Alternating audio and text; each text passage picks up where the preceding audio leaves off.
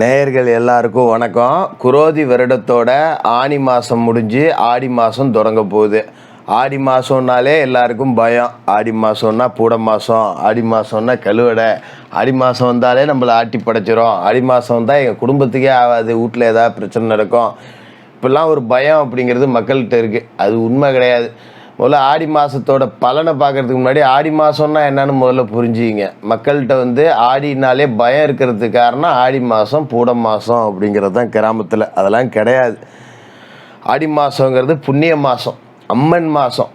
ஆடி பூரம், ஆடி 18, ஆடி அமாவாசை அப்படின்னு ஆடி மாதத்தில் ஏகப்பட்ட பண்டிகைகள் அப்படிங்கிறது வரும். இந்த ஆடி மாதத்தில் தான் பார்த்திங்கன்னா அம்மன் கோவிலில் கூழ் ஊற்றுறது, பால் குடம் எடுக்கிறது, தீ மிதிக்கிறது, இந்த மாதிரி விழாக்கள் எல்லாமே நடக்கும். அதுமாரி மதுரை வீரன், சுடலசாமி, ஐயாரப்பன், இந்த மாதிரி சிறுதெய்வ வழிபாடு, குலதெய்வ வழிபாடு எல்லாம் அந்த ஆடி மாதத்தில் தான் களைகட்டும்.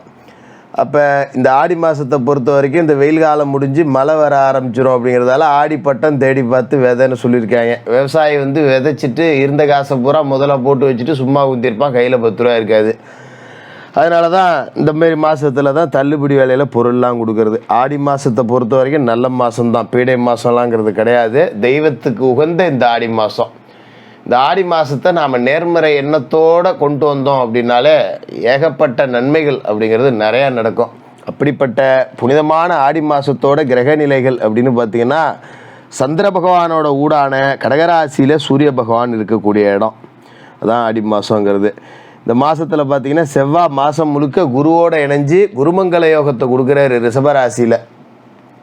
சுக்கிர பகவான் மாத தொடக்கத்தில் கடகராசியில் இருக்கார், 16ஆம் தேதி சிம்ம ராசிக்கு போகிறாரு. அதேமாரி புதன் கடகராசியில் இருக்கார், 5ஆம் தேதி அன்னைக்கு புதன் வக்கரமாகிறார். 5ஆம் தேதியிலேருந்து 28 தேதி வரைக்கும் புதன் வக்கரமடைகிறார். அதோட குரு பகவான் ரிஷபராசியில் மாதம் முழுக்க இருக்க போகிறாரு. சனி பகவான் கும்பராசியில் வக்கரத்தில் இருக்கார். விஷப்பாம்பு ராகு மீனத்துலேயும், விஷமற்ற பாம்பு கேது கண்ணிலையும் இருக்க போகுது.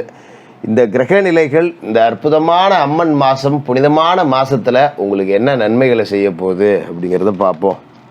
மிதுனராசி நேயர்களே, உங்களுக்கு இந்த ஆடி மாதம் எப்படி இருக்குது அப்படின்னு பார்த்தீங்கன்னா, மிதுனராசியை பொறுத்த வரைக்கும் சனி பகவான் உங்களோட ராசிக்கு 8, 9 இந்த 2 வீட்டுக்கு அதிபதி. 9ஆம் இடத்துல சனி பகவான் போய் உட்காந்தாரு அப்படிங்கிறது ஒரு நல்ல மாற்றத்தை கொடுத்துச்சு. ஆனால் சனி பகவான் இப்போ வக்கரகதி அடைஞ்சு போயிட்டார். அதோட உங்களோட ராசிக்கு விரயத்துக்கு குரு வந்துட்டார். இது என்னடா வம்பா போச்சு, சனியும் போய் 9ல் பலம் இல்லாமல் உட்காந்துக்கிட்டாரு, இதே நேரத்தில் பார்த்தீங்கன்னா குருவும் போய் விரயத்தில் உட்காந்துருக்காரு அப்படிங்கிற மாதிரி ஒரு மனக்கவலையோடு இந்த மாதத்தை தொடங்குவீங்க. ஏன்னா ராசிக்கு 8க்கும் 9க்கும் அதிபதியான சனி வக்கரமடைகிற நேரத்தில் விரய செலவுகள் இருக்கும். ஆனால் அதை பற்றி கவலைப்பட வேணாம், சுப விரய செலவுகள் தான் இருக்கும். ஆனாலும் நமக்கு என்ன வருத்தம்னா, என்னடா இது இவ்வளோ செலவு வருது, இவ்வளோ பத்திரிக்கை வருது, நல்லது விசேஷம் வருது, கையில் 10 ரூபா காசு இல்லாத நேரத்தில் வருது, எல்லாம் செஞ்சு தானே ஆகணும், என்ன பண்ணுறது அப்படிங்கிற யோசனை இருக்கும். அதெல்லாம் கவலைப்படாதீங்க, பெரிய அளவில் பிரச்சனைலாம் எதுவும் வராது. கொஞ்சம் முக்கிய புள்ளிகளை சந்திப்பீங்க. ஊரில் பெரிய மனுஷன், ஒரு தொழிலதிபர், இந்த மாதிரியான பழக்க வழக்கம் உங்களுக்கு கிடைக்கும். அதால் 10 ரூபா நம்பிக்கையை உண்டாக்கலாம். 10 ரூபா ஒருத்தட்ட போய் 10 ரூபாய்க்கு கடன் வாங்கணுன்னாலும் கூட அவன் கொஞ்சம் முக்கியமான ஆளுங்க கூடலாம் தொடர்பில் இருக்கான்ப்பா, 10 ரூபா கொடுத்தா திருப்பி வந்துரும்ப்பா அப்படிங்கிற மாதிரி இருக்கும். அஷ்டமாதிபதியாக சனி விளங்குற நேரத்தில் அவர் வக்கரமடைகிறாரு. அப்படிங்கும்போது கொஞ்சம் நாம் வெளியில் கொடுத்து வராத பணம்லாம் கொஞ்சம் வசூலாகிடும். ஏதோ விட்டுட்டேன், பெருசாக ஒருத்தன்ட்ட நம்பி ஏமாந்துவிட்டேன், அந்த காசு வருமானு தெரியல அப்படின்ற காசு ஏதோ ஒரு வட்டி வாசி இல்லைனாலும் கொடுத்த காசு வந்துடும். ஒரு தலைக்கு தலைப்பையோட போச்சு அப்படிங்கிற நிலைமை தான். பெரிய அளவில் பாதிப்புலேருந்து கொஞ்சம் தப்பிச்சிக்கலாம். அதே நேரத்தில் பார்த்தீங்கன்னா இந்த ஆடி மாதத்துக்கு உண்டான கிரக நிலைகள் அப்படின்னு பார்க்கும்போது உங்களோட ராசிக்கு அதிபதியான புதன் வக்கரம் அடைஞ்சு போகிறாரு. ஆடி மாதம் 5ஆம் தேதி 28 தேதி வரைக்கும் அவர் வக்கரத்திலே இருக்கார். ராசி அதிபதி வக்கரம் அடைகிறாரு அப்படிங்கிறது நல்லதில்லை தான். கொஞ்சம் நேரம் சரியில்லை, நம்ம கொஞ்சம் கவனமாக இருந்துக்கணும். குறிப்பாக பார்த்தீங்கன்னா ராசி அதிபதி வக்கரம் அடைகிறாரு அப்படின்னா கொஞ்சம் உடல் ஆரோக்கியத்தில் தொந்தரவு கொடுப்பாரு. சாப்பிட்ட சாப்பாடு செரிக்காது, எதையாவது ஒன்று யோசிச்சுக்கிட்டு மனசு கிடந்து அல்லாடும்.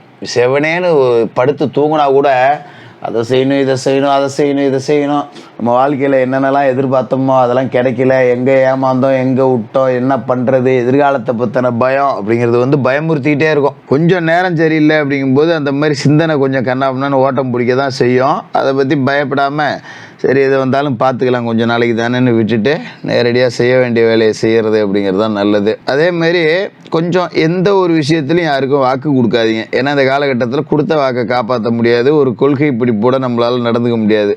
உத்தியோகத்துலேயும் பார்த்தீங்கன்னா மேல் மட்டத்தில் அதிகாரிகள் கொஞ்சம் கெடுபிடி கொடுப்பாங்க. அந்த வேலையை செய், இது வேலையை செய்ய. சாதாரணமாக வந்து ஒரு வேலையை சொன்னாலே நம்ம செஞ்சுருவோம். அந்த வேலையை செஞ்சுட்டு தான் அடுத்த வேலையை பார்ப்போம். ஆனாலும் என்னம்மா செய்கிற அப்படி இப்படின்னு கொஞ்சம் நம்மளை வேணும்னே விரட்டுறாப்புல இருக்கும். அதை கொஞ்சம் அனுசரித்து தான் போயாகணும். கொஞ்சம் விட்டு கொடுத்துட்டு போங்க. எதிர்த்து பேசிக்கிட்டு இந்த நேரத்தில் வேலையை விட்டுட்டு போடா, இவனோட பிழைக்கிறதுக்கு வேறு எங்கனாவது போகலாம் அப்படிங்கிற மாதிரி முடிவுலாம் எடுக்க சொல்லும். புத்தி தடுமாறும். ஏன்னா புத்திகாரகன் புதன்ல, அவரே வக்கரம் அடைஞ்சு போயிருக்காருல. அதனால் எந்த முடிவும் எடுக்காதீங்க. முக்கிய முடிவுகள் எதுவுமே எடுக்காதீங்க. கஷ்டமோ நஷ்டமோ இருக்கிற வேலை, என்ன வேலை செய்கிறீங்களோ, என்ன தொழில் செய்கிறீங்களோ அப்படியே ஓட்டிக்கிட்டு இருக்கிறது நல்லது. 10 ரூபா லாபம் குறைஞ்சாலும் பரவாயில்ல, 10 ரூபா நட்டமே வந்தாலும் சரி, இந்த மாதத்தில் முக்கிய முடிவு எடுக்காதீங்க. சரி, வேறு எதுவும் நல்லது இல்லையா ஜோசியரை அப்படின்னு நீங்கள் கேட்கலாம். குரு செவ்வாய் சேர்க்கை அப்படிங்கிறது ராசிக்கு 12வது வீட்டில் இருக்குது. 12ல் குரு இருந்துக்கிட்டு விரைய செலவு கொடுத்தாலும் சுப விரைய செலவு கொடுப்பாரு. இப்போ குரு வந்து செவ்வாயோட சேர்ந்து மங்கள யோகத்தை உண்டு பண்ணிடுறாரு. அதனால் இடம் பூமி சம்பந்தமான முயற்சிகள் கைகூடும். ஒரு நிலம் வாங்கிறதோ விற்கிறதோ, இல்லை ஒரு பூர்வீக சொத்தில் கேஸ் இருந்து ஜெயிக்கிறதோ, அது எல்லாத்துக்கும் இந்த மாதத்தில் அம்சம் உண்டு. குருமங்கள யோகம் இருக்குது அப்படிங்கிறதால வீட்டில் மங்கள ஓசை கேட்கக்கூடிய வாய்ப்பும் இருக்கும்.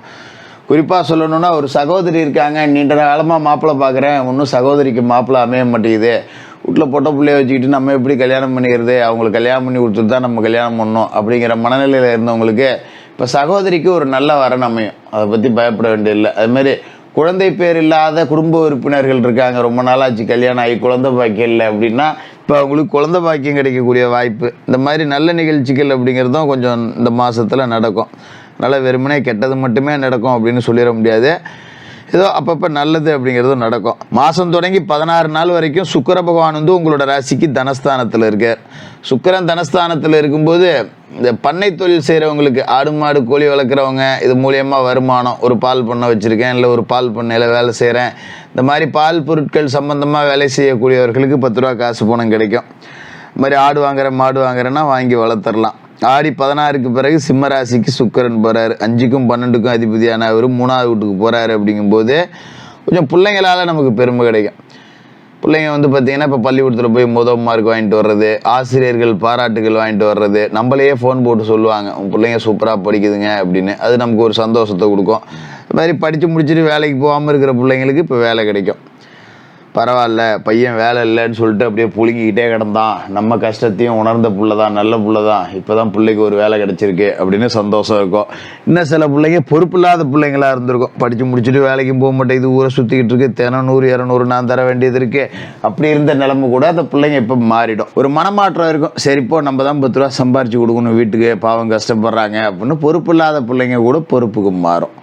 இது மாதிரி புது வாகனம் வாங்கலாமா அப்படின்னு சிந்திப்பீங்க. சில பேருக்கு இடமாற்றம் அப்படிங்கிறது அமையும். அது நல்லபடியாக தான் இருக்கும். அதனால் ஒரு வேலை மாற்றம், வீடு மாற்றம், இடம் மாற்றம் ஏதாவது கிடச்சிது அப்படின்னா தாராளமாக போகலாம். நம்மளாக தேடி போகக்கூடாது, தானாக வரணும். நானாக காலி பண்ணுறேன் போகிற வரலாம் இருக்கக்கூடாது. வரக்கூடிய மாற்றத்தை ஏற்றுக்கணும். நம்மளாக தேடி போய் எதையும் மாற்றணும்னு அவசியம் கிடையாது. அதுமாரி பொது வாழ்க்கையில் இருக்கிறவங்களுக்கு கொஞ்சம் செல்வாக்கு நல்லாயிருக்கும்.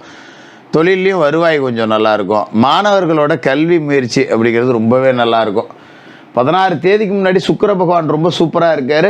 அதனால் காதல் உறவுகள் இணைக்கும். காதல் திருமணத்தை இந்த காலகட்டத்தில் செஞ்சு பார்த்துடலாம். ஒரு பொண்ணை பிடிச்சிருக்கு, நான் காதல் உறவில் இருக்கேன்னா வீட்டில் போய் சொல்லலாம், எனக்கு அம்மா ஒரு பையனை பிடிச்சிருக்கு, அப்பா எனக்கு ஒரு பொண்ணை பிடிச்சிருக்கு, பேசி முடிச்சு விடுங்க அப்படின்னு இந்த காதல் திருமணத்துக்கான ஒப்புதல் வாங்கிடலாம். அது இந்த மாதத்தில் முயற்சி செஞ்சிங்கன்னா நல்லபடியாக நடக்கும். பெருசாக எதுவும் எதிர்ப்பு இருக்காது. சின்ன சின்ன சத்தம் போடுறதோட நல்லபடியாக புரிஞ்சு நல்லபடியாக நடந்துக்குவாங்கங்கிறதால அதை முயற்சி செய்யலாம். மற்றபடி காசு பணம் அப்படிங்கிறது பெருசாக இந்த மாதத்தில் எதிர்பார்க்க வேண்டியதில்லை. 10 ரூபா கடன் வாங்காமல் ஓடினா ரைட்டு அப்படிங்கிற மாதிரி இழுத்து பிடிச்சி ஓட்டிங்க. அதுதான் இந்த காலகட்டத்தை பொறுத்த வரைக்கும் நல்லது. இந்த மாதத்தில் ஒரு நாள் ஆடி அமாவாசையார் செஞ்சிங்கன்னா ரொம்ப சிறப்பாக இருக்கும். ஆடி அமாவாசை அன்றைக்கி ஒரு புண்ணிய நதியில் நீராடுங்க. உங்கள் வீட்டுக்கு பக்கத்துலையோ இல்லை எங்கேயோ ஏதோ ஒரு புண்ணிய நதி ஓடிச்சுன்னா அதில் போய் தலைமுழுகி நீராடிட்டு வாங்க. ஆடி அமாவாசையில் முன்னோர்களுக்கு செய்ய வேண்டிய தர்ப்பணங்களை முறையாக செய்யுங்க. வெள்ளிக்கிழமையில் அம்மனுக்கு பால் அபிஷேகம் செய்யுங்க. இந்த ஆடி வெள்ளிக்கிழமை நாட்களில் உங்களால் முடிஞ்சது ஒரு 7 பேருக்கு அன்னதானம் அப்படிங்கிறத செஞ்சுக்கிட்டு வாங்க. இந்த ஆடி மாதம் நல்லாயிருக்கும். மிதுன ராசிக்காரர்களுக்கு வாழ்த்துக்கள்.